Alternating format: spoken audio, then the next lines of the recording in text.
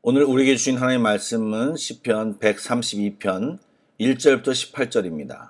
제가 가진 구약성경 900쪽입니다. 시편 132편 1절부터 18절입니다. 드라마 바이블로 낭독해 드리도록 하겠습니다. 제 132편 성전에 올라가는 노래.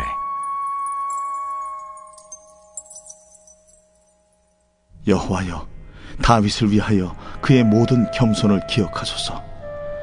그가 여호와께 맹세하며 야곱의 전능자에게 서원하기를, 내가 내 장막집에 들어가지 아니하며 내 침상에 오르지 아니하고 내 눈으로 잠들게 하지 아니하며 내 눈꺼풀로 졸게 하지 아니하기를 여호와의 처소 곧 야곱의 전능자의 성막을 발견하기까지 하리라 하였나이다.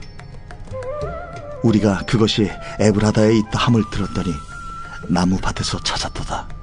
우리가 그의 계신 곳으로 들어가서 그의 발등상 앞에서 엎드려 예배하리로다.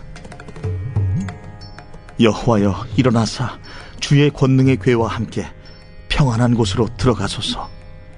주의 제사장들은 의를 옷 입고 주의 성도들은 즐거이 외칠지어다.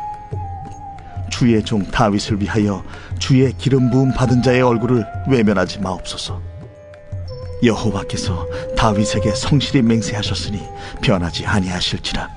이르시기를, 내 몸의 소생을 내 왕 위에 둘지라.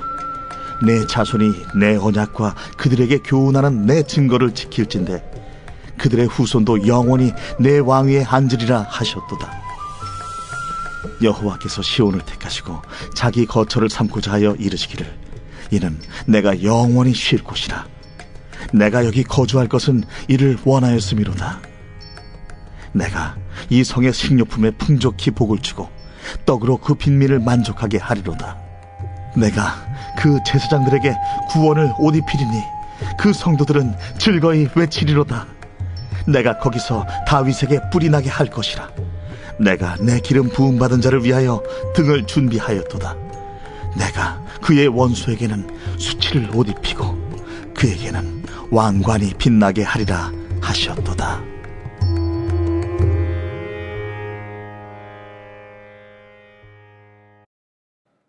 평안히 주무셨습니까? 좋은 아침입니다. 토요일은 조금 풀어주고 싶은 날이기도 한데요. 오늘도 말씀과 함께 시작하는 여러분들에게 하나님의 귀한 은혜가 넘치기를 간절히 소망합니다. 방금 전에 읽은 시편 내용이 132편입니다. 132편은 1절부터 18절까지 있는데요.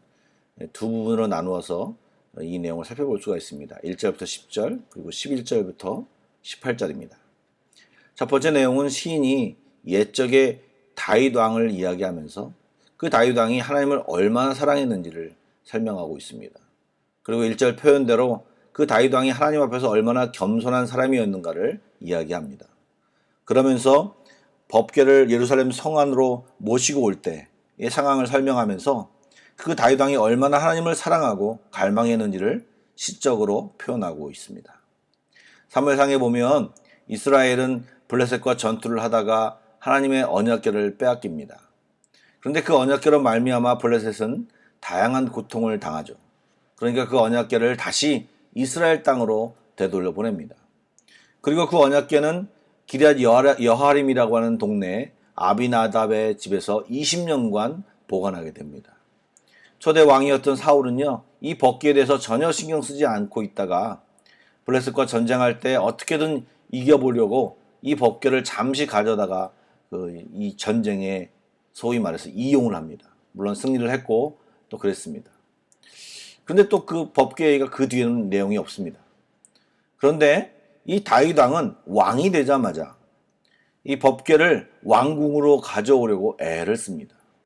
왜 그랬을까요? 바로 자기가 왕이 된 것은 하나님의 은혜로 된 것이라는 것을 알았습니다. 그리고 나의 힘으로는 이 왕의 일을 감당하지 못한다는 것도 알았죠. 그러니 하나님 도와주십시오. 주님 제 옆에 계셔야 됩니다. 주님이 알려줘야 됩니다. 라고 하는 이 겸손함, 이 정말 정확히 자기의 위치를 알았던 것입니다. 그래서 그 법궤가 기럇 여하림 아비나답 집에 있는 것을 알고 그것을 가져오려고 했죠. 그런데 그 우사 사건이 일어나지 않습니까? 그러고 나서 또 갑자기 놀라서 그 오벳 에돔 집에다가 잠기 3개월 동안 맡겨놓습니다. 그 3개월 동안에 어떻게 하면 이 법궤를 가져올까 노심초사하며 오늘 3절 말씀에 보니까 그 법궤를 가져오기까지 다윗이 잠이 들 수 없었다라고 표현하는데, 이것은 다윗이 얼마나 하나님을 갈망하고 이 법궤를 정말 모시고 싶었던 그 마음을 제대로 표현하고 있는 것입니다. 오늘 말씀을 묵상하며 새롭게 깨달았는데요, 사울처럼 하나님의 법궤의 능력만 이용하는 자가 아니라 다윗처럼 하나님의 존재 자체를 사랑하고 경배하는 그런 사람이 되어야 한다는 것을 깨달았습니다. 우리는 하나님이 주실 선물만 바라보는 자가 아니라 주님을 사랑하는 자가 되어야 합니다. 다윗은 이 에브라다에 가서 그 앞에서 예배하고 제사장들과 많은 백성들과 함께 춤을 추며 찬양하며 그 법궤를 예루살렘으로 모셨습니다. 이는 다윗이 한 나라의 왕이지만 하나님 앞에서는 그저 한 명의 예배자이고 하나님 앞에서 어린아이처럼 기뻐하며 진심으로 사랑하는 그런 사람이었다는 것을 나타내주고 있는 것입니다. 그러기에 그가 겸손했다라고 표현하는 것입니다. 시인은 이 다윗 왕의 이 겸손함을 왜 먼저 얘기했느냐? 이 두 가지 이유가 있습니다. 첫 번째는 이 다윗 왕의 겸손을 배우고 우리도 이 겸손함 그리고 하나님을 향한 이 갈망함을 가지자라고 하는 이야기를 하는 것이고요.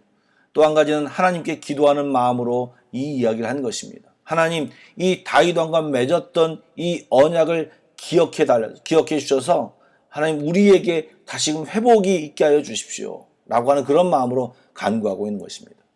11절부터 18절의 그 내용인데요, 시인은 다윗의 키워드로 겸손함을 얘기했는데 하나님의 키워드로 성실함을 이야기합니다. 11절 말씀을 좀 볼까요? 여호와께서 다윗에게 성실히 맹세하셨으니 변하지 아니하실지라, 이르시기를 내 몸의 소생을 내 왕위에 둘지라 라고 이야기하면서 11절부터 하나님께서 다윗에게 약속했던 그 약속의 말씀, 언약의 말씀들을 쭉 얘기합니다. 다윗에게 어떤 언약을 했나요? 다윗의 왕조가 영원할 것이라고, 그리고 예루살렘에 하나님이 예루살렘을 영원한 거처로 삼겠다, 그리고 그 성의 거주민들이 풍족하게 될 것이다 라고 이야기합니다.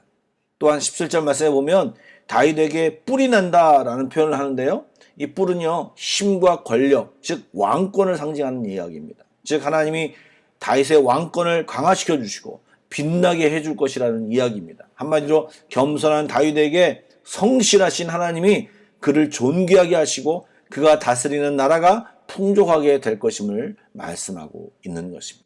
제가 요셉을 말씀드리면서 이런 얘기를 했습니다. 자기가 애써 얻은 부귀영화는 더 힘센 사람, 더 머리 좋은 사람, 더 백 좋은 사람이 나타나 무너뜨릴 수 있지만 하나님이 높이신 영광, 하나님이 주신 부귀영화는 그 누구도 무너뜨리지 못한다라고 말씀을 드렸습니다. 그렇기 때문에 우리가 존귀 되려면, 우리가 잘 되는 것은 그 근원이 하나님으로부터 와야 하는 것입니다. 그리고 오늘 다윗의 그 근원이 무엇입니까? 다윗은 하나님 앞에서 겸손하였던 것입니다. 그렇기 때문에 정말 하나님이 그를 높여주시고 영원한 약속을 주시고 그랬던 것입니다. 우리도 이것을 배워서 우리도 주님 앞에 진실함으로 또 겸손함으로 하나님께 나아가는 것이 필요한 것입니다. 그러기에 우리가 하나님을 대하는 태도를 점검해야 합니다. 다윗의 이 겸손함, 이 열정, 이 갈망, 하나님과 사귐으로 하나님에 대한 그 사랑, 같이 있고 싶은 마음, 머리로 믿는 것이 아니라 마음으로 믿어서 정말 사랑으로 진심으로 하나님을 믿는 마음, 그리고 순수하고 진솔한 마음으로 주께 나아가야 합니다. 우리 모두가 알듯이 우리 주님은 멋진 하나님이십니다. 그 하나님은 성실하십니다. 그의 사랑은 어마어마하십니다. 우리가 조금만 헌신해도 하나님은 최고의 것으로 주시는 분이 우리 하나님이십니다.